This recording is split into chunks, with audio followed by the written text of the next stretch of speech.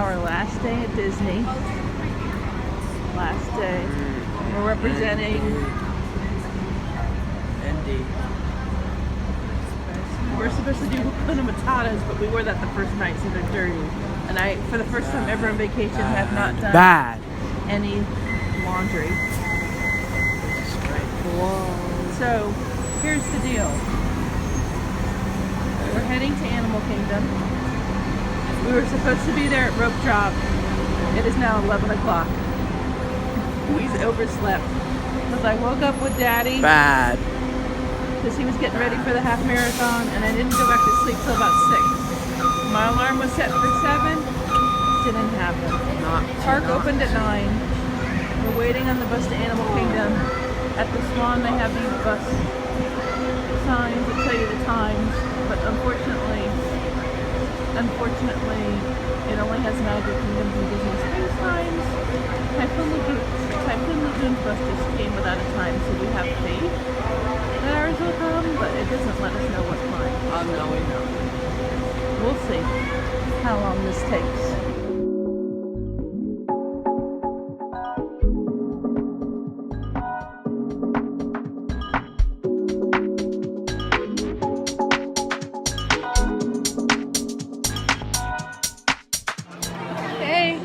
So we're in Dinosaur.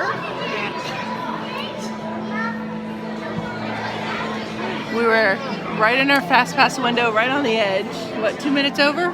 Yeah. Our longest line so far, besides waiting over 20 minutes for the bus, has been waiting to get into the park. Yeah. Right? But we're here, so our first ride of the day in Animal Kingdom. Dinosaur. And it's 11:54. It's Dinosaur.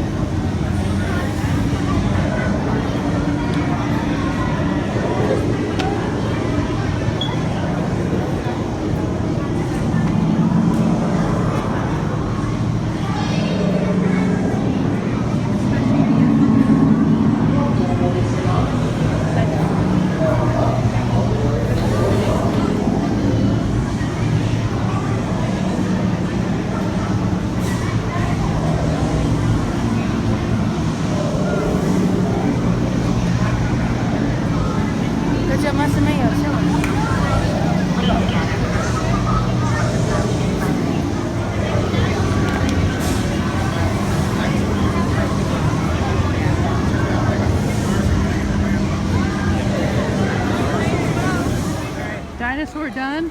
Ride number 2, Everest. And the chimpanzees, they are playing a ton here, being very active. We watch them go across the towers and down the ropes. So many people here. It's hot. Yeah, it's okay. I feel like there's gonna be a gator in the water.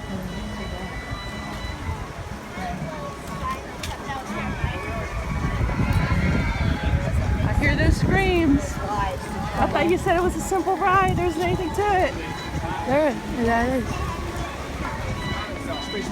Alright, come on, we gotta get it. Alright.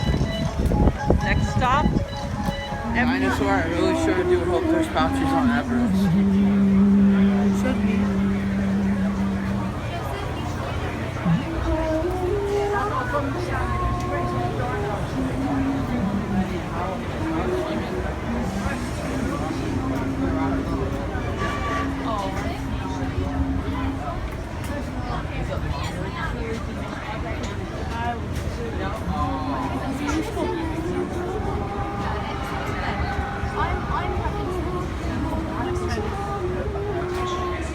I know that.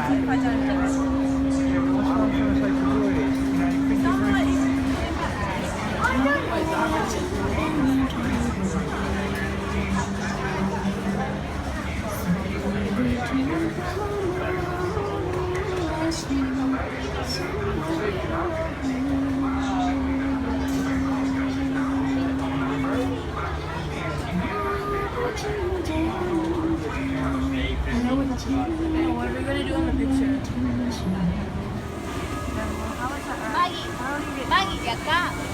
I don't know, I just do. I get nauseous and I get terrified.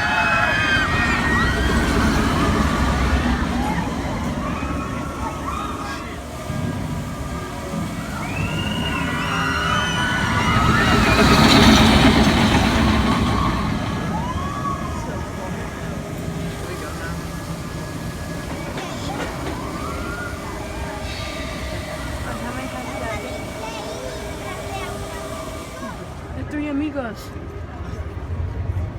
Where? Oh, here they come.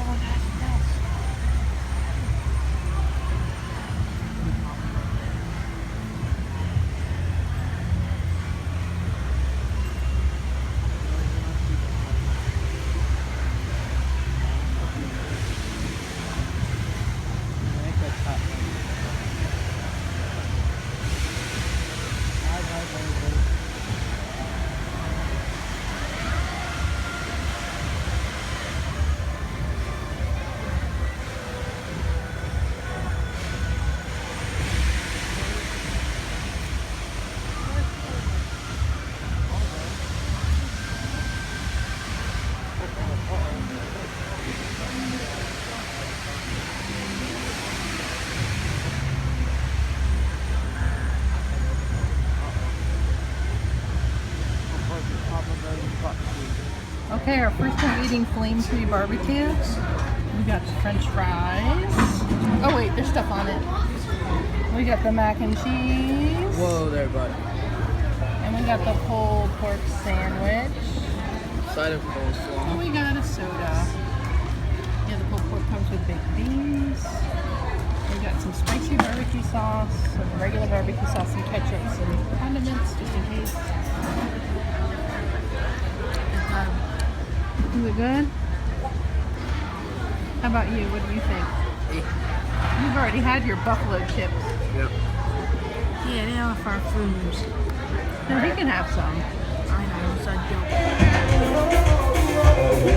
Oh, there's Kevin dancing. Oh my gosh, we need to go find Kevin. Who's Kevin? Oh, come on. Who's Kevin?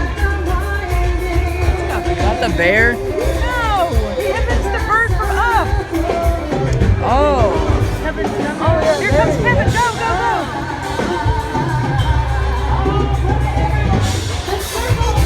These guys have been playing non-stop. We've come back and forth across this for a while.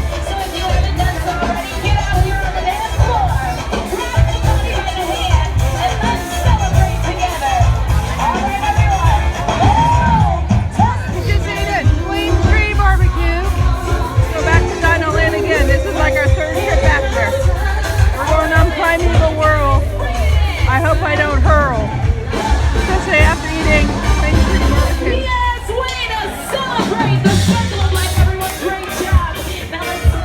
Third time into Dinoland. First time for Dinosaur. Second time so Dean can get his buffalo chicken chips. Third time.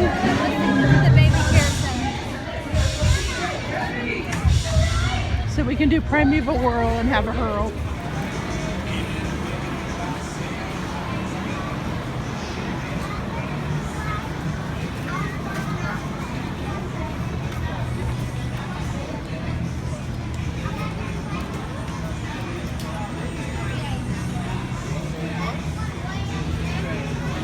Alright, there's Primeval Whirl. I see it. I see it.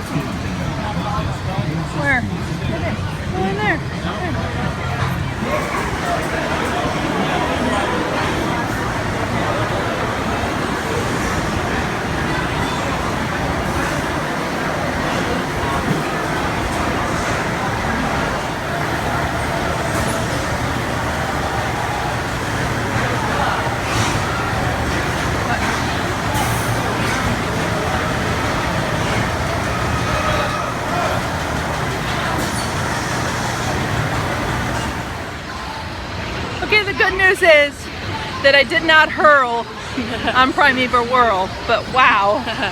Spinny, spinny, spinning! And we're too big to fit. Whoa. He's in front of us. Here they come.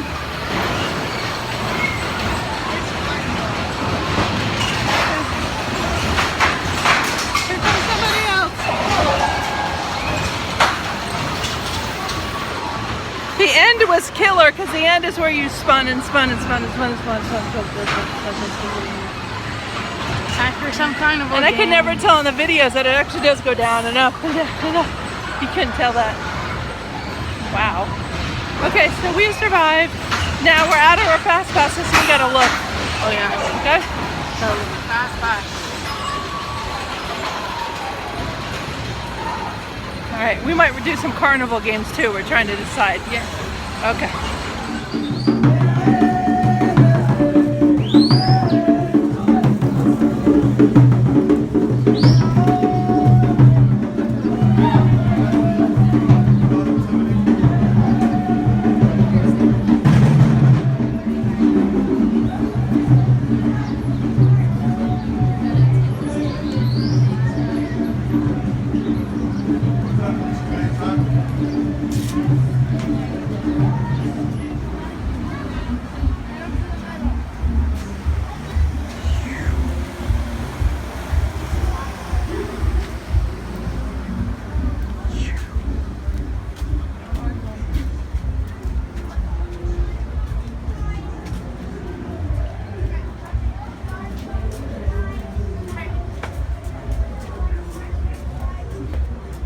On the safari.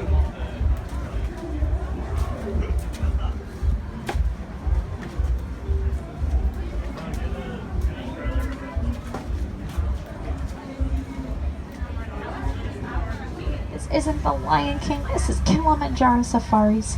But now friends, we are just waiting here for the warden to give us the A-OK, and it does like we're going to be able to start our adventures off today in the Little Aturi Forest. Now, animals in the forest do tend to use the colorings on their backs to help them blend into their surroundings, camouflage into the dense vegetation that they call home. But now friends, I want you guys to help me out today. Be explorers of your own. If you folks see something I don't, simply shout it out and we'll talk about that animal together. I am spotting some beautiful chestnut colored antelopes. These are known as the bongos for forest. Now their beautiful horns are grown back in a diagonal pattern, sort of like an X. This will help them dash through the dense underbrush without getting tangled up in vines or branches. When we look at those bongos, you may notice they had white colored markings along their backs, and these stripes are going to help them blend into the narrow trees here of the forest, camouflage themselves against other animals that may come looking for them. But now friends, we are going to head into the Safi River here for just a moment. This is where you can find more of the aquatic animals out here in Africa. Animals much like the hippopotamus and the Nile crocodiles. When looking for these hippos, I do recommend looking under the water, as they do spend most of their days under that water, taking trips of about 8 minutes at a time. They'll sink to the bottom of the river and walk along its edge instead of swimming through it like you may think. It is important to remember, though, that even though hippos are vegetarians, so herbivores, they are still some of the most dangerous creatures in all of Africa. This is not only because of their massive size, reaching 5,500 pounds, but they're also incredibly territorial animals. You would never want to get between a baby hippo and its mom. Hippos do have their eyes, ears, and snout, though, on the very tops of their heads. This will help them remain almost fully submerged under that water, while still keeping a lookout for other animals passing by. Animals much like the pods of pink-backed pelicans you see up on the two islands here. Now, a group of pelicans is known as a pod, and these pelicans do get their name from that beautiful dusty rose color that will develop on their backs during mating season. Oh, I do actually spot a hippo out here to your left, friends.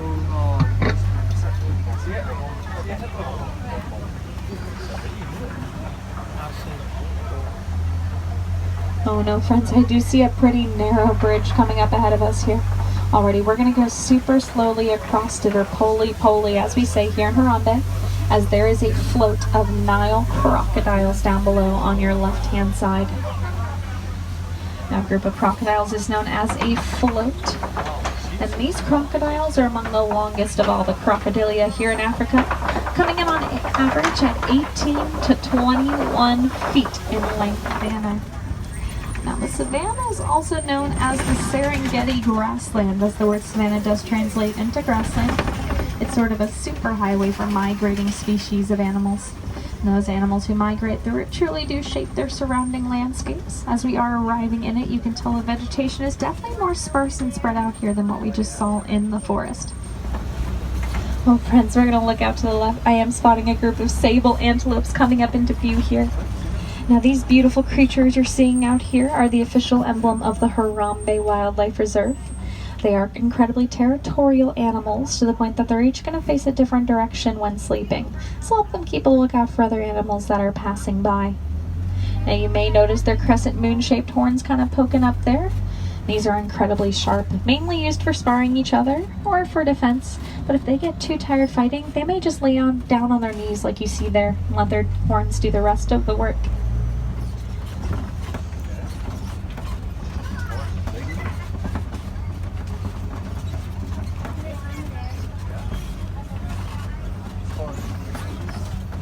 Those cattle here are on both the left and right hand side, and many of the hoofstock you'll find out here on the savanna like these cattle, as well as the wildebeest I'm seeing up ahead and any of the antelope species. Throughout the day will keep to their own herds, but at nighttime they may join together to create massive super herds. This will protect them from animals that are hunting at night. Those cattle here are on both the left and right hand side, and many of the hoofstock you'll find out here on the savanna like these cattle, as well as the wildebeest I'm seeing up ahead and any of the antelope species. Throughout the day will keep to their own herds, but at nighttime they may join together to create massive super herds. This will protect them from animals that are hunting at night. Safety in numbers and all. Occasionally they'll even learn each other's distress signals. This will help warn them if other danger is nearby. But now, friends, as we are rounding this bend here, I want everyone to look out on your right-hand side, because I think I am seeing a tower of the Maasai giraffe. Group of giraffe is known as a tower, and it does look to be a couple of babies out there as well.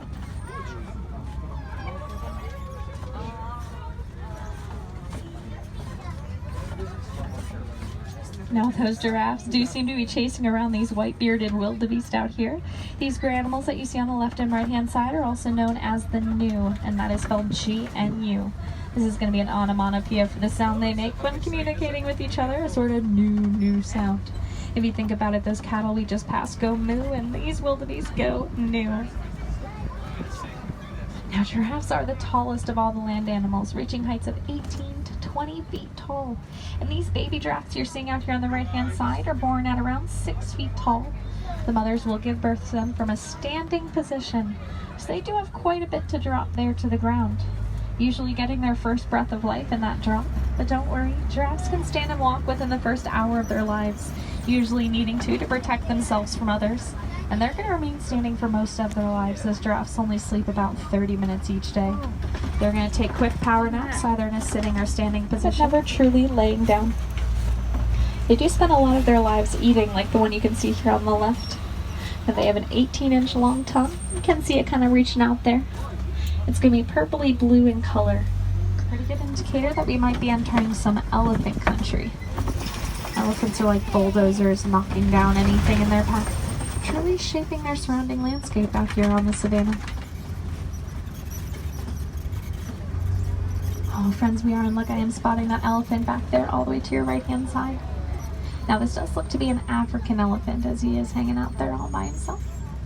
A male elephant. Males tend to leave the rest of the herd around 13 to 15 years of age. And this is because as they reach full maturity, those males tend to get more aggressive towards the females. But don't worry, he's not going to spend his whole life alone. Occasionally, male elephants will join together to create loose bachelor herds when heading towards watering holes or before mating season. Elephants are a matriarchal animal, though, meaning that the females do rule the herd. The eldest female is known as the matriarch, and she'll make the decisions for the entire herd. And when she gets too old to make those decisions, she may simply pass down the title to her eldest daughter, who will now become the new matriarch. Kind of see that elephant poking out there on the right-hand side. And we can tell that this was an African elephant we just saw from the shape of his ears. They resemble the shape of the continent of Africa. These massive animals can get up to 10,000 pounds each on average. They're going to use those massive ears to flap up against their backs several times in a row and keep their bodies cool.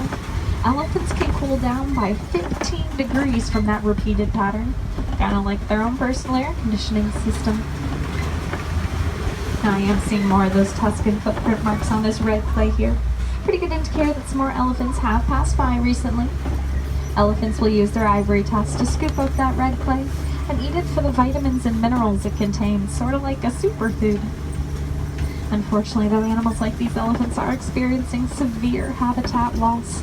And one of the leading causes at the moment is the mining of a mineral known as coltan. Now that's the same mineral found in most cell phone, camera, and laptop batteries nowadays. And the simplest thing that we can do is by recycling those old cell phones and cameras. This will reduce the amount of coltan needing to be mined in the future. Now friends, I am seeing several of these massive trees coming up into view here on the left and right hand side. And these are known as baobab trees, also called the upside down tree, as it looks like their roots are sticking right up in the air, but I promise those are actually its branches. Baobab trees remain leafless about 9 months out of the year. This will help them retain mass amounts of water in their trunk, 10,000 gallons of it. It's enough to fill a small swimming pool. Now, when migrating animals come by, like these elephants, they may just stick their horns or tusks into the trunk of the baobab tree and drink the water from it, also giving them the nickname, the Tree of Life. Oh, and friends, I am seeing several more elephants coming up ahead of us here, including a little baby elephant. Now, all of these together in the grouping, or the herd, are going to be females, as the females do stick together. They're actually quite like humans in many ways.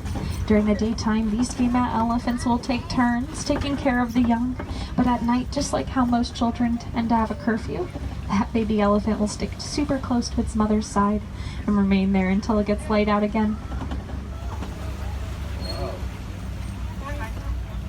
Now we can tell that these elephants are using those massive trunks there as almost like a spoon to scoop up this dirt, clay, mud, water, grass, really whatever they want to eat and drink, and bring it up closer to their mouths. But as we are rounding this bend here, up on the island to your left-hand side are the greater flamingos. These are the tallest and the lightest pink of all the flamingo species, getting that pretty pink color from the beta-carotene in the brine shrimp that they eat. But friends, look out to your right-hand side. I am spotting this tan-colored antelope here in the grasslands, and that is known as the Patterson's eland. Now, these are some of the tallest of all of the antelope species here in Africa, growing to be about 6 feet tall at their shoulder height. But they can still jump 6 to 8 feet straight up in the air without a running start. An incredible feat for something that large. Oh, friends, we are in luck. I am spotting a crash of white rhinos out here on your left-hand side. These are large animals growing to be about 4,000 to 5,000 pounds each. Unfortunately, they are being poached for the keratin found in their horns. Some cultures believe this keratin to have medicinal healing properties to this day, though it is the exact same mineral found in human fingernails and hair. When you think about it, those animals are being poached for the same thing we humans throw away every single day. But now, friends, I do see a group of ostriches coming close to us here on your left side. Ostriches are extremely funny birds. They're quite large. But unlike most birds, and quite like the penguins, they are incapable of running, or capable of flying, but rather they will run about 40 miles per hour in any given direction. They're going to use those massive wings there to help them change direction when running.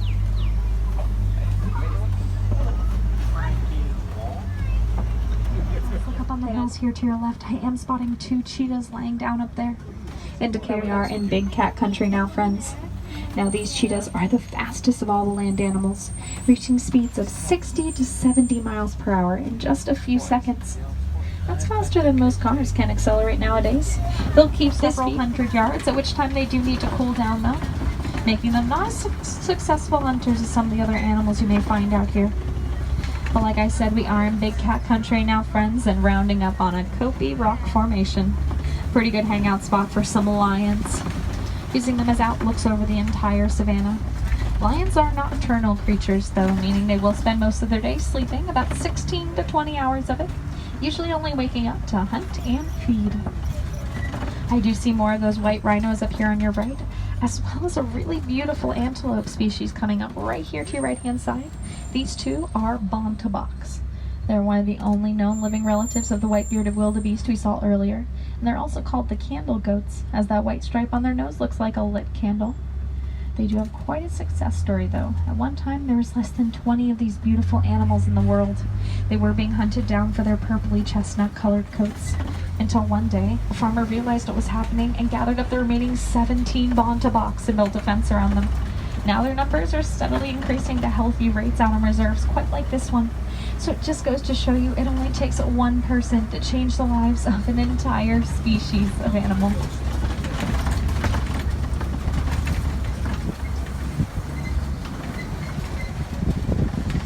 We are going to get a pretty good view of those rhinos again out here on your right hand side. As well as a little bit further back, I am noticing an antelope known as the water bucks. Now these water bucks secrete a smelly oil that's going to coat their fur, help protect them from the water they do like to hang around.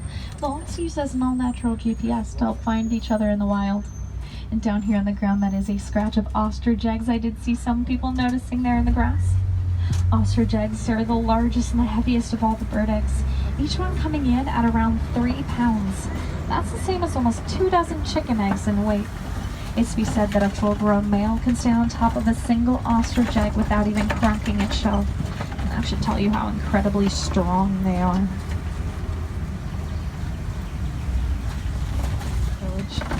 And this beautiful, lush area is known as the Magadi Glen.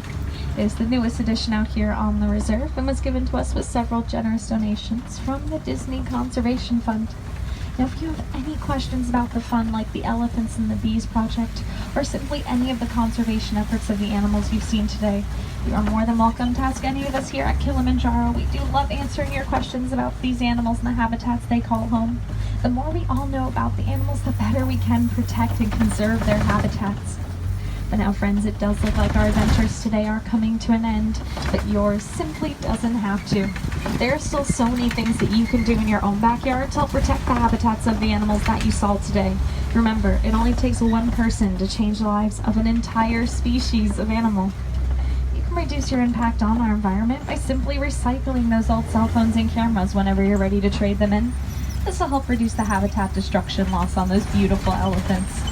Reuse bags instead of using plastic ones when going to grocery stores, and recycle whenever you can. Milk jugs, water bottles, soda pop cans, paper, cardboard. You know, even the smallest thing that you can do will have the most positive impact on these conservation efforts. And speaking of these animals, friends, we do hope you folks enjoyed your safari today. Got to meet a new friend or even learn some facts about your favorites. If there was a specific animal you were looking forward to seeing, no worries, Hakuna Matata. You can always come back and visit us for another safari. No two safaris out here are the same. The animals do make sure of that. But friends, my name was Allie, and I do thank you so much for joining us here in our adventures through Harambe Wildlife Reserve. Here in Harambe, we don't like to say goodbye. Goodbyes are far too sad, far too final. Here in Harambe, we like to say Kwaherini, which means to go well. So go well, friends, go wild, go out there and make a difference. Thank you for watching. Make sure to like, subscribe, and Ringing a bell. so you'll be notified of our next upload. And as always, may the adventures be with you.